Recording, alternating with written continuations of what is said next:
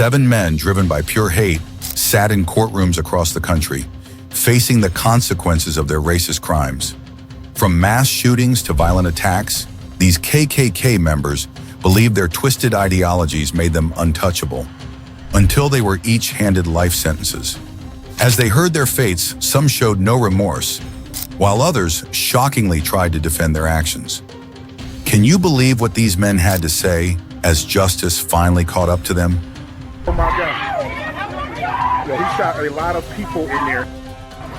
Oh my God. Wow. He a terrorist. Case number 1, Peyton Gendron, Buffalo supermarket shooting. On May 14, 2022, Peyton Gendron, an 18-year-old fueled by white supremacist hate, carried out a horrifying mass shooting at a Tops Friendly Market in Buffalo, New York. This wasn't just any market.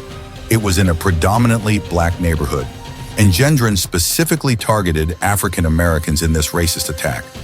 What makes this even more disturbing is that he live-streamed the entire thing on Twitch, as if it were some kind of sick video game.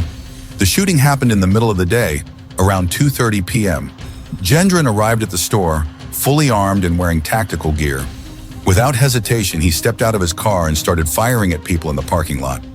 4 people were shot before he stormed into the store, where he killed 9 more. By the time the police arrived, 10 innocent lives had been brutally taken, and 3 others were injured. All of the victims were black. Gendron's motivation? A twisted belief in white supremacy and the idea of starting a race war. During the investigation, authorities discovered that Gendron had driven over 200 miles to specifically target this black neighborhood. He had also written a 180-page manifesto filled with racist hate, outlining his reasons for the attack.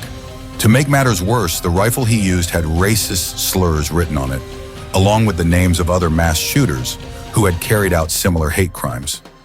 In court, Peyton Gendron faced the consequences of his actions. And while he did express some remorse, apologizing to the victims' families, it didn't take away the pain he caused.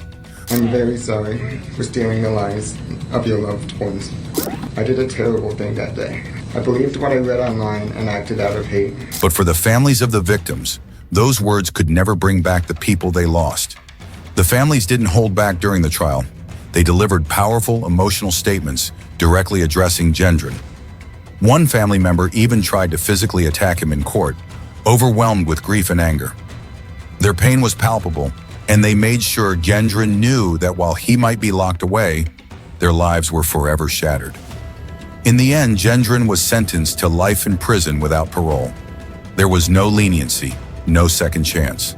Justice was served, but the ripple effects of that day are still felt.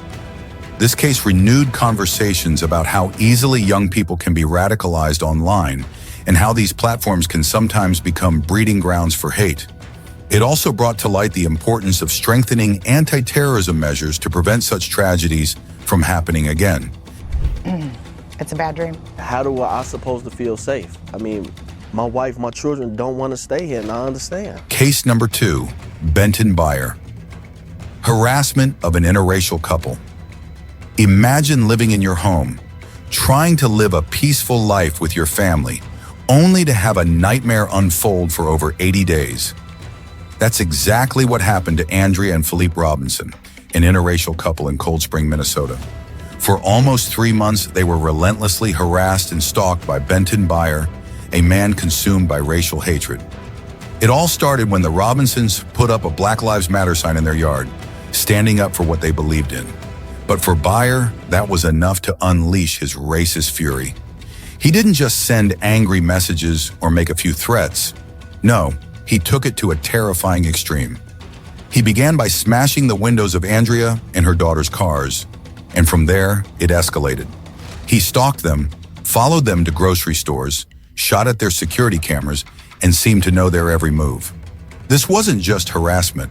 It was a full-blown terror campaign. The final straw came when Byer took a stolen SUV, placed a granite slab on the gas pedal, and aimed it directly at the Robinsons' house. The SUV crashed into their home, causing massive damage, but that wasn't enough for him. Inside the SUV, there was a noose hanging, a symbol of his racist hatred and the fear he wanted to instill in this family. Thankfully, a neighbor turned Byer in, and he was finally arrested. When the case went to trial, Byer showed some remorse. But let's be honest, after tormenting this family for months, his apology wasn't going to undo the damage he caused. The Robinsons, especially Andrea, took the stand and delivered gut-wrenching testimony about the toll this had taken on their family. She spoke about how her home no longer felt safe, how her children were traumatized, and how their entire world had been turned upside down by Byer's actions. You did not destroy your home. You destroyed a family. In the end, Byer was sentenced to 105 months in prison, about 8 years. While that brought some relief, the scars left on the Robinson family will likely last a lifetime. After the Al-Noor Mosque, he drove to the Linwood Islamic Centre, laughing and commentating as he went. 7 more people would die there. Brenton Tarrant, Christchurch Mosque Massacre, New Zealand, 2019. The Christchurch Mosque Massacre is one of those tragic events that left the world in shock. On March 15, 2019, Brenton Tarrant, an Australian man driven by white supremacist hate, stormed into 2 mosques in Christchurch, New Zealand, and opened fire on worshippers during Friday prayers. It was a horrific act of terror that left 51 Muslim worshippers dead and many more injured. What makes it even more chilling is that Tarrant live-streamed part of the attack, broadcasting his cruelty to the world on social media. Before carrying out the massacre, Tarrant posted a 180-page manifesto online, outlining his white supremacist views and detailing his motivations. His goal was to spread fear among Muslim communities and incite others to commit similar acts of violence. The attack was methodically planned. He had studied the layout of the mosques and prepared for weeks. When Tarrant stood trial, he showed no remorse for what he had done. He was defiant in court, even facing the families of his victims with a cold, emotionless demeanor. The victims' families gave heart-wrenching testimonies, speaking about the loved ones they lost and the pain they would carry for the rest of their lives. Despite their grief, they stood strong, determined not to let Tarrant's hateful act break them. In the end, Tarrant was sentenced to life in prison without the possibility of parole, the harshest sentence ever given in New Zealand. This case ignited global discussions about terrorism, extremism, and the influence of online radicalization.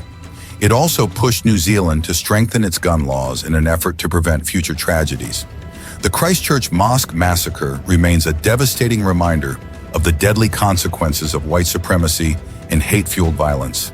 Makes the comment that would only be better if they'd have blown that effing N-words, or they'd blown that N-words head off. He made the statement that he loved his job because he was out on a boat and there weren't any N-words anywhere. Case number 3, Travis McMichael, Gregory McMichael, and William Bryan. The murder of Ahmaud Arbery. The murder of Ahmaud Arbery is a case that shook the United States and sparked national outrage over racial violence. Ahmaud, a 25-year-old black man, was jogging through a neighborhood in Brunswick, Georgia, when he was chased down and killed by 3 men. Travis McMichael, his father Gregory McMichael, and their neighbor William Bryan. The men, armed with guns, claimed they thought Arbery was a suspect in a series of burglaries and tried to conduct a so-called citizen's arrest. But the truth was clear. This was an act of racial profiling.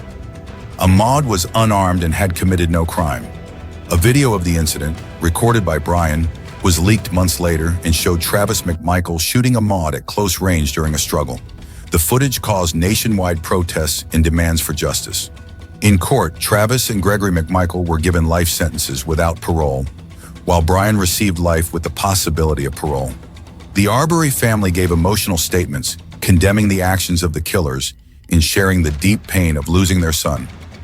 Ahmaud's mother, Wanda Cooper Jones, said, "You all chose to chase my son. You all chose to murder him." This case was a turning point in the national conversation about race and justice in America. It shed light on the deep-rooted issue of racial violence and forced changes to Georgia's outdated citizen's arrest law. The murder of Ahmaud Arbery remains a symbol of the fight against racial injustice in the U.S., reminding everyone that the fight for equality and accountability is far from over. With the gun, because I'm the by the end of the door, and another guy with a black skull cap on. They came to the car, and the guy with the gun told me, "Get out the car or I'll blow your..." Say what he said. He said, "Get out the car, I'll blow your head off." Case number 4, William Melendez, Detroit police brutality case.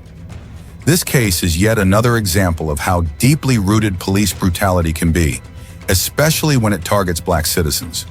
William Melendez, a former Detroit police officer, brutally assaulted Floyd Dent, an unarmed black man, during a traffic stop in January 2015. What makes this even more shocking is that the entire incident was caught on dash cam footage, leaving no room for doubt about what happened. Dent was pulled over for allegedly running a stop sign, but things quickly escalated. Melendez approached Dent's car with his gun drawn, pulled him out, and slammed him to the ground. But that wasn't the worst of it. As Dent lay defenseless on the ground, Melendez put him in a chokehold and punched him in the head over a dozen times. By the time the beating was over, Dent was bloodied, bruised, and barely conscious. To add insult to injury, Dent was falsely accused of drug possession, a charge that was later dropped when the truth about the assault came to light. In court, Melendez apologized to Dent and his family, but the damage was done. The judge wasn't having any of it and outright condemned Melendez's dirty tactics. This wasn't just an officer making a mistake. This was a clear abuse of authority, with racial undertones that echoed the larger problem of police brutality against black citizens. Melendez was sentenced to 13 months to 10 years in prison, but the case left a deep scar on the community. The assault on Floyd Dent became part of the larger conversation about police reform in the U.S., highlighting how common incidents like this are, especially in black communities. It was a reminder that trust in law enforcement is broken when officers use their power to harm rather than protect. Now, hey. Go back to Tennessee, too. What do I tell you? Go back to Tennessee, too. You can. We don't want you here. All your race bait. You ain't gonna be mayor either. You ain't gonna be mayor either. Case number 5, Jeremy Christian, Max train stabbings. The Jeremy Christian case is one of those stories that makes your stomach turn. In May 2017, Christian boarded a Max train in Portland and started harassing 2 black teenagers wearing hijabs. His hateful, racist rant drew the attention of other passengers, and 3 brave men stepped in to defend the girls. But what happened next was pure horror. Christian, enraged that these men had intervened, pulled out a knife and attacked them. He fatally stabbed 53-year-old Army veteran Ricky Best and 23-year-old college student Taliesin Namkai Meche. A third man, Micah Fletcher, was seriously injured but survived. Christian fled the scene but was quickly arrested, and his disgusting behavior didn't stop there. In court, Christian showed no remorse. He made racist outbursts